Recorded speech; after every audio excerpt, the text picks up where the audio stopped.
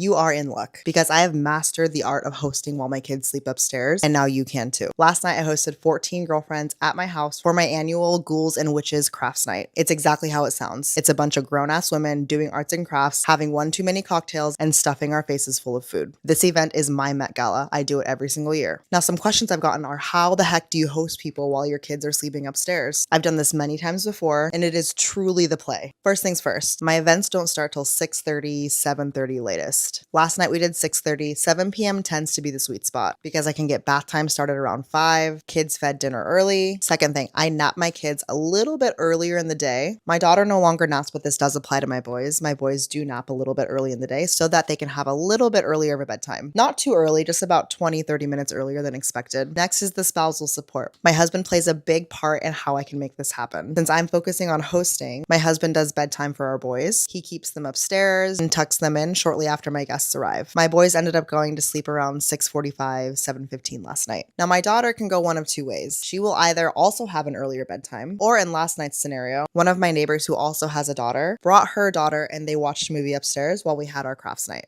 Third thing, when they do go to bed, they sleep with white noise machines, and those things are loud. No louder than they normally are. They don't hear any of us downstairs. They cannot tell that we are crafting our little hearts out and having girl time while they sleep. So while I'm hosting, my husband makes sure that my kids are situated, they're in bed, they get to sleep, and then he excuses himself because he doesn't really want to be in a house full of women. So whenever I do host my annual craft night, he either goes out with friends, goes to a movie, lets me have my space, and then my kids sleep all night. While I have company over and some much needed girl time, I get to bring my community into the comfort of my own home, share space, catch up, do arts and crafts, get a little tipsy. And this would not be possible if my kids were not independent sleepers, or it would be very, very hard to do this. My kids sleep anywhere from 11 to 13 hours straight, soundly, peacefully, restorative sleep, while I get some much needed girl time as I keep them in eyesight on the baby monitors. Never once in all the times I've done this have my kids woken up. And if they do, it's not a big deal. I just walk them back to bed, tuck them back in, and say, see you in the morning. Let's go get some good sleep. My girlfriend stayed till about 11:30 midnight last night. We arted and crafted our little hearts out, had many a cocktail, and then went to bed. This too can be you. Girls' night doesn't mean you need to leave your house. Host, make it work. You deserve that. Enjoy your mortgage.